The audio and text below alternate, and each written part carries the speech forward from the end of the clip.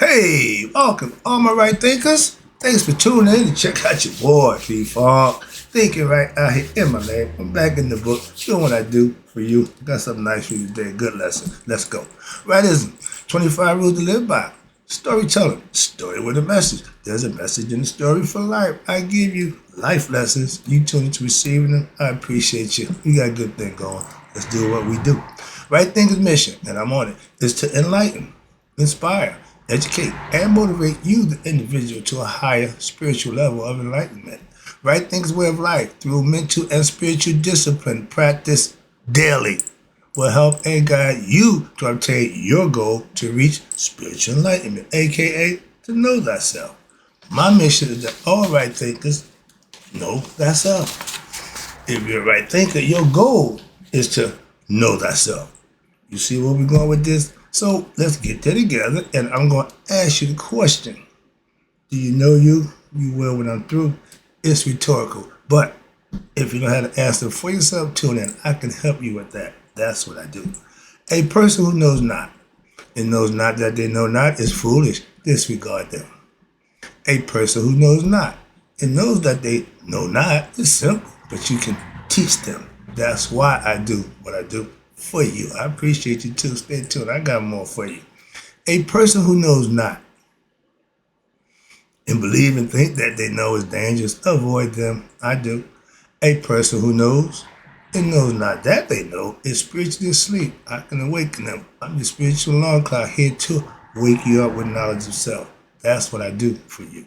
A person who knows and knows that they know is wise. Follow them. All these persons reside in you. Right thinkers, know thyself.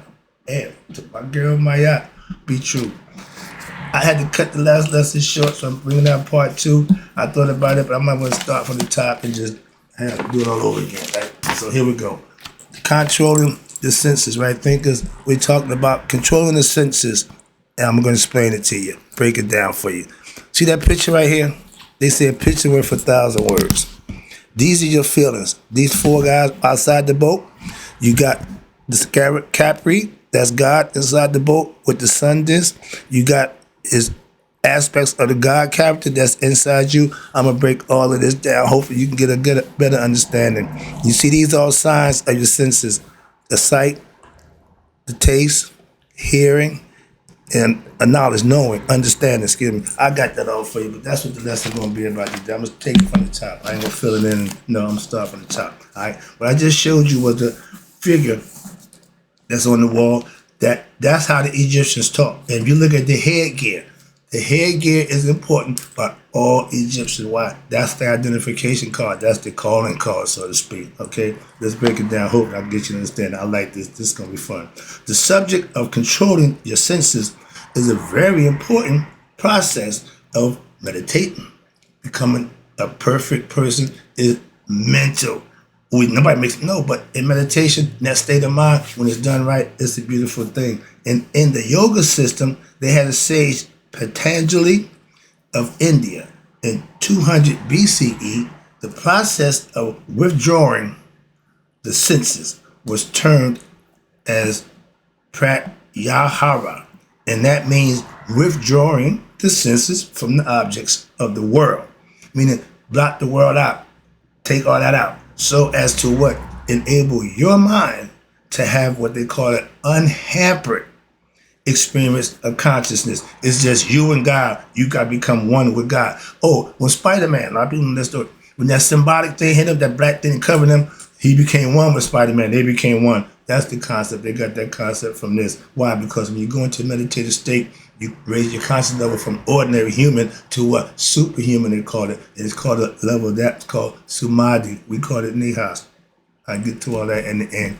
You should understand it by then, hopefully. Now, let's go. So when there is no awareness, the mind is free.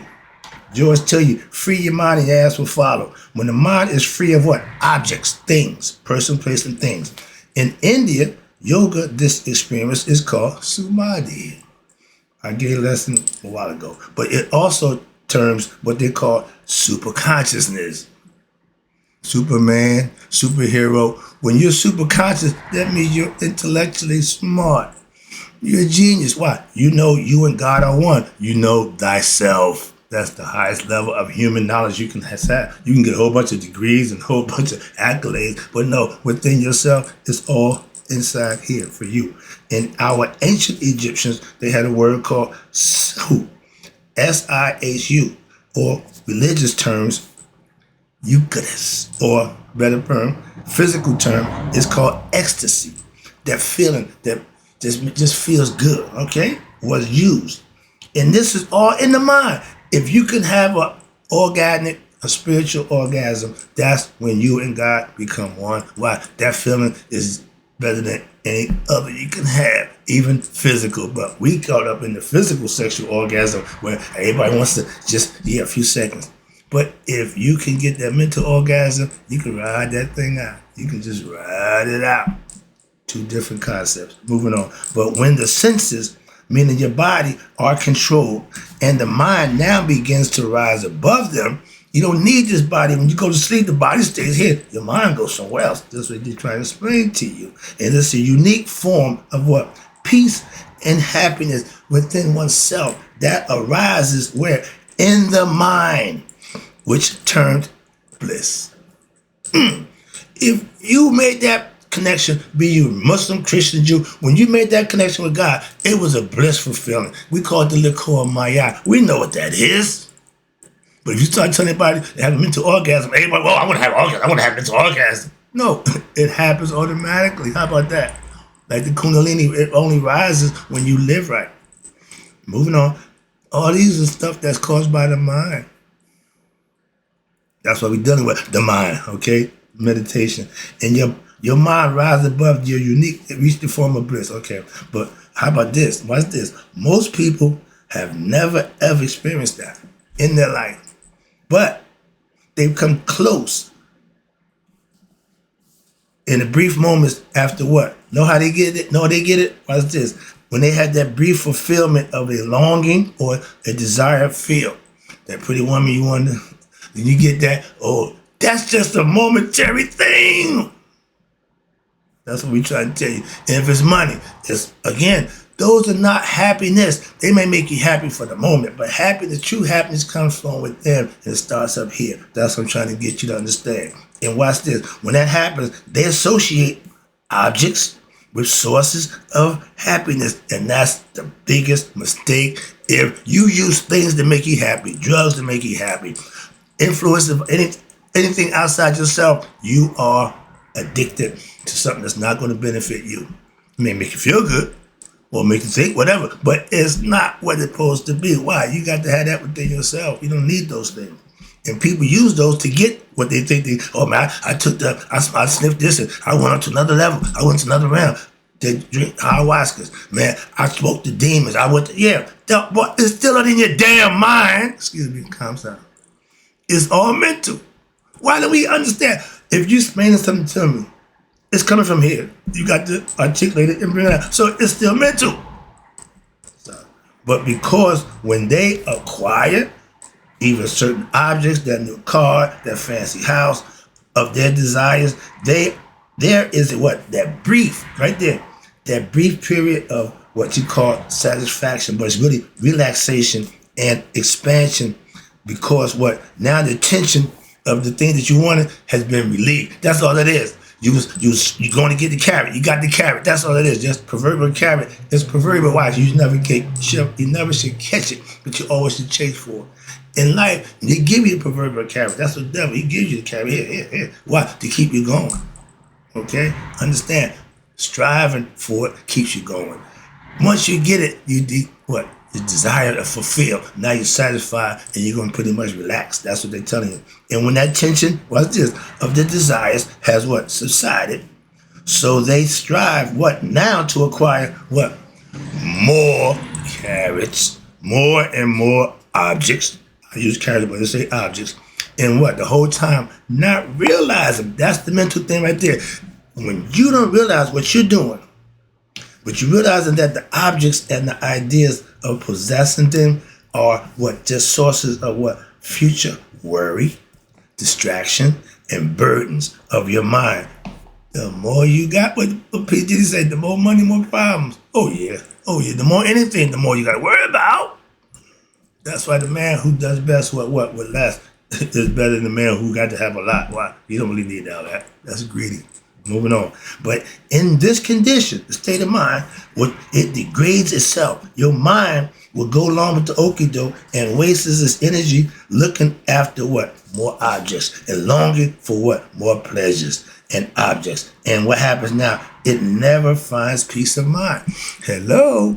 Peace of mind is knowing everything you got is taken care of. Knowing what you have is yours. All that's peace of mind. Worrying about, I got to hold on to that. I got to make sure I watch that. That's worrisome. That ain't peace of mind.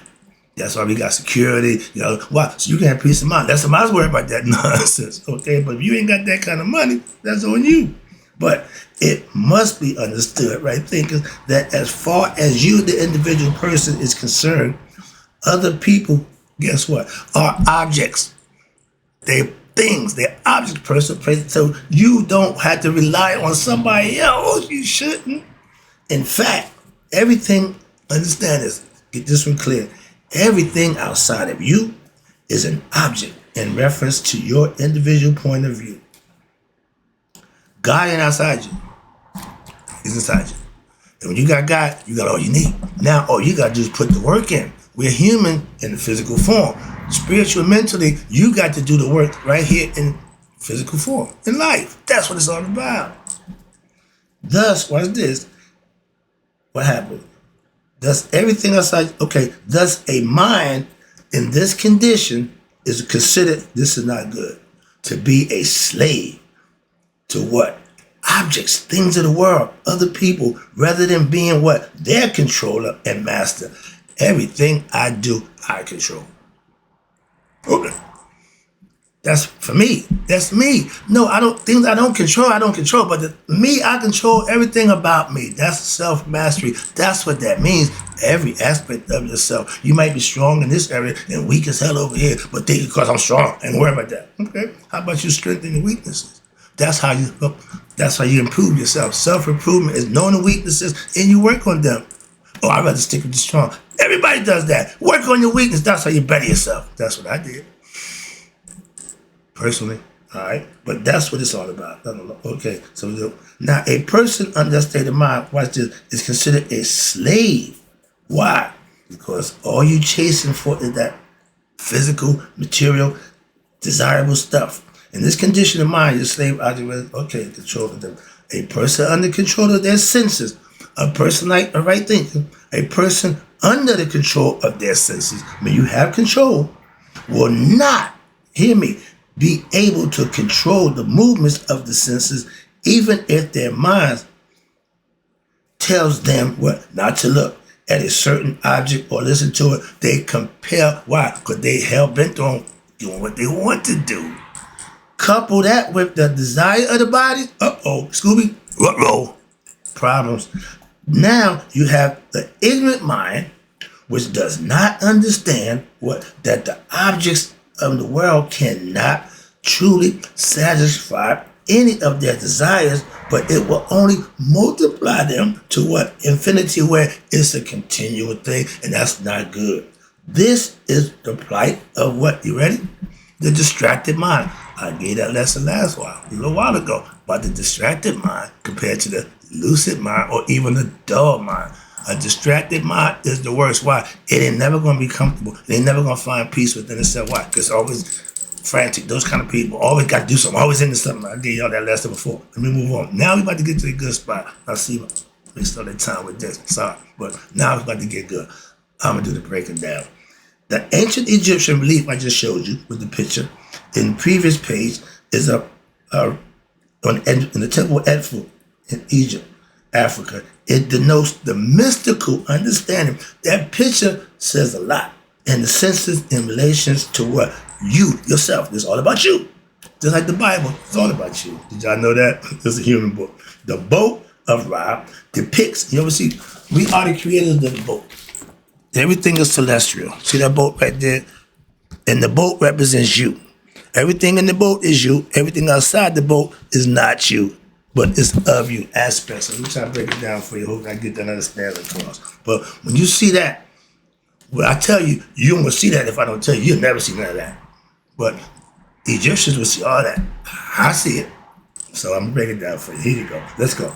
Now, the Bodhi depicts, you see the sun disk, I showed you that, the scarab, that's Kepri, with an image of a winged scarab. Okay? Kepri represents the morning sunrise, new life. Because when you ever see scarabs come out, they lay their eggs in dung, roll up into a ball, set it aside, or during the daytime, they roll it with the sun. So that they got the concept of it's push the sun across the sky. That's what idea, that's what they show you in that style. That's what you see, breaking it down. All right? And the morning sun, which represents Kepri, in the center. But you notice that there are certain gods inside the boat and also outside. The ones inside are those who wish donate qualities, aspects which are innate in you, the self, you. And this is those cosmic forces that permeate the universe, which are expressions of the divine itself in you. These are the picture first I showed you. You've got Haru, Meriti, which is the Haru with two eyes. Then you have Maya. Look at the headdress. Okay, I hope I can get the quick picture. You got three people right here. My favorite crew. You see the feather? That's Maya. You see the cow horns with the sun disk? That's Haru or Hathor. And you see my man, the ibis hairbird? That's Tahuti. Those are three things God take with him all the time. And on the backside, you see back there the lady with the crown? That's neat. I gave you a picture of her. She gave birth to Ra. And the one behind her that's Haru before he's born. All these is aspects of your character, of you, and they had it laid out perfect. Watch this. So let me break it down as we go. I showed you Maya, Haru, and Tahuti. And at the back, there was Neith, and you got Haru, Kite, Kahatet, meaning the unborn Haru. That's the spirit. The ones outside, are Haru Perkep. That's Haru the child, the little lock on the side of the head when he's a little baby. He's sitting right there in the front of the boat. That's him right here, right there. Okay? Everybody plays a role, and everything is symbolically have a purpose and reason. That's why I like what my man Kendrick Lamar is doing. He know how to put symbologies together, and he have knowledge. But the ones outside the boat, you got Haru, that's Haru the child, the rising sun, and directly in front of him, in front of the boat, in front of the boat, in front of him is King Ptolemy. Understand this. He's a king, not a pharaoh. They came over. This is Greek stories now. They done slid in. But you got the king Ptolemy, not the pharaoh. But he's offering up who? Maya, which represents truth and righteousness. They came in, used our stuff, and put theirs in between to suit them. And all the guys that was black, they turned them all white. That's where it started with the Greeks. And just quick let I got them too. I got them in my sights to break them down again. They are original white man. All right, here we go. Okay, now he's following our tradition by offering up Maya to the divine company, which behind the king, you got two guys behind him outside the boat, standing, the gods of what? Your senses. These are your senses again. Hu, which is taste and divine sustenance. He want to make sure the food is good, okay? And then you got Sa, S-A-A. That he represents touch, feeling, and understanding. Okay? Then on the other end of the boat, which is also outside the boat, you got the god of senses again. Now Ma, that's the eyesight, that's what means vision, sight, and Setim, that's hearing. I thought it was like a leaf, but I thought it should have been the ear, but it got a leaf represent the ear. And Hu, which is on the front side, and Sa were known to serve as bearers of the eye of Haru, enlightened consciousness. Okay, these are your senses. They were also considered to be the tongue and heart of who? Asar Ptah. That's the true self of you. Remember, Ptah for the Trinity gods. Amen, Ra Ptah. Ptah is in the physical form. The first physical form that comes down from the elements was Asar. So Asar and Ptah are one and the same. That's what they tell you. That's the self. And when they're speaking for them, they're speaking from you. And thus, they represent the vehicle through which human beings can what? Understand, Sa, espouse teachings of what? Maya, moral and spiritual wisdom. That comes with knowing thyself, controlling thy senses. Okay, you're hearing about the ego in this, right? So the positioning of the gods and the goddesses is a paramount importance. Why? Because it points to the understanding that the netters within the boat, which is inside you itself, are emanations again of the divine in the physical form. We have spiritual beings having the human experience, while those outside the boat are effects or what they call reflections of the creative principles. Again, the senses of the physical body. So therefore, the occupants of the boat may be understood as what we call absolute attributes. They don't change, of the divine. While the characters outside the boat may be understood as what they call relative manifestation for the physical body, and also is of the divine in what? Time and space. When you go into the astral plane, there's no time and space. In the physical world, we're dealing with time and space. That's the human part. And that's where the physical body comes in. And this is significant. Why? Because it means that the senses are what? Not real and abiding, but conditional and transient. Also, their depiction in the Ushak position like this, worshiping God, in Masonic code, they call it sign of astonishment, because when the sun is shining at high noon, or to look at the pyramids, you got to cover your eyes and pretty much shine the sun out because the glare. So they see it this way, I see it that way. I learned both ways, so I know both. But when I got it from the Masons, I had no idea about the other one. Now I got the other one, I know both now. So I'm gaining more knowledge. And that's called praise and worship position. Posture, with your hands forward, and the divine conveys what? The understanding that the senses are subservient. You have to be obedient to what? The body's obedient to the mind. So just as the self has senses, the human body has senses, and these should be what? Under control by one of the soul and not the other way around, where your ego is running the show. That's ass backwards, and that's not going to get you where you want to go. I got a few more things to go. I'm looking at the clock. I'm trying to get it all in. I'm wrapping it up. But there are two most effective methods of controlling and transcending your senses. First, through the use of what? Mystical philosophy. The mind is to be rendered subtle. That means relax, meditation, put yourself in a position where the mind can do what it does. Through Sa, remember, Sa is understanding, and the faculty of understanding, the mind can realize at every moment, that's being God conscious, that what? That objects which the senses are aware of are not absolute realities, and that they are emanations from the divine and nothing to be desired. If you desire, you will suffer. Well, you suffer because you desire. And the things you desire are probably of the flesh, things that you want. So if you don't get them, you suffer. And if you get them sometime, you're still going to suffer. So don't desire. This can occur even as the mind is perceiving what? The objects. I can look at something, like it, admire it, but I don't have to desire it. I see a pretty woman. I can look at it. I don't have to desire to have it. No. That's what you got to get over. That's all. And men, every time you see a naked woman, pretty woman, the first thing you do, yeah, that's what you got to get by. When we do that, good men control their lower nature. Ordinary men have problems with that. So if you want to stay ordinary, you always have that problem with your lower nature. Control low nature, you don't have that problem. Okay? That's what makes good men good men. Why? That other head don't lead me. He got no say-so in no matter. Period.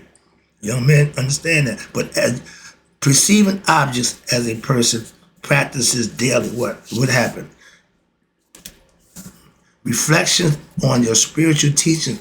Pay attention, focus, and don't get caught up in the physical world. Stop thinking everything's physical. We are, first of all, we live in the material world. Everything is money, had to have. But the spiritual people will put that aside. Why? Because we know it's something better than that. That's why. And as this movement occurs in your mind, you're getting better. It becomes easier. And what easier to what? To let go of worldly objects, people, places, and things. Now your mind's interests, which are not in line with my, don't function. If it ain't good, if it ain't right, I ain't doing it. If it ain't my yacht in correctness, truth, I'm not doing it. Why? That's my choice. I choose to do that. If you're Christian, things outside your Christian faith, you're not going to do. Why? Because that's what you say you're going to do. Muslim, you can't eat pork. Why? That's not part of what I do. So you can't be that and say I'm that and still do what you're not supposed to do. That's it, defeat the whole purpose. Spiritual people, I live spiritual. Discipline. Keep myself under control. That's the first step. Second step is through the practice daily of what? Concentration, meaning meditation. Then the senses can now be controlled whether or not is aware of objects, meaning you are starting to put yourself in a position what? Concentration increases your willpower to what? To go against things that you don't want. You build up the tolerance, you're getting better at it. I spent 3 years in prison. I've been unhappy. I know what it means to be unhappy. So that helps me master that. Why? I can do a whole bunch of stuff. Moving on. So the senses can be controlled through understanding or through what? Willpower. Okay, that's important. If your willpower is weak, it's going to be hard for you to fight off those temptations. It's going to be hard for you to fight off them addictions. It's going to be hard to fight off your desires of the flesh. That's why you fail. However, the integral practice of all your spiritual disciplines and right thinking philosophy, yoga, will assist in that movement. That's the whole purpose. To control and transcend your mind and senses as one. The body will follow the mind. If the mind focuses and do what it got to do, the body will follow. Wrapping up, the senses can be transcended how? Through any of the paths of yoga. Wisdom, devotion, action, meditation. However, the yoga of meditation, which I specialize, I love, is the art of all yogas enhanced and practice of meditation. It's all in one. They pretty much got a little bit of every one of them. But when the control and transcendence of your senses occurs, you, not a person, may experience what? Various kinds of what? Psychic phenomena. All of a sudden, your clairvoyance, you can see things before they happen. You can sense things. Why? You're focused, you're tuned in, your vibration levels are rising. You start to get a different vibe from other people. I tell you, I see what you ain't looking at. Moving on, that's what you're starting to see. Spiritual people see spirituality in other people. This is a lower form of what? Transcendence, but in the advanced form, watch this. You're a right thinker, one will go beyond all concepts, thoughts, and feelings, and encounters a region, you ready? Within wherein there is no being or unbeing, no life or death, no desire, there you go, and no absence of self, right? Which all souls seer, subject, that's you. All objects seen, things that's visible, physical body.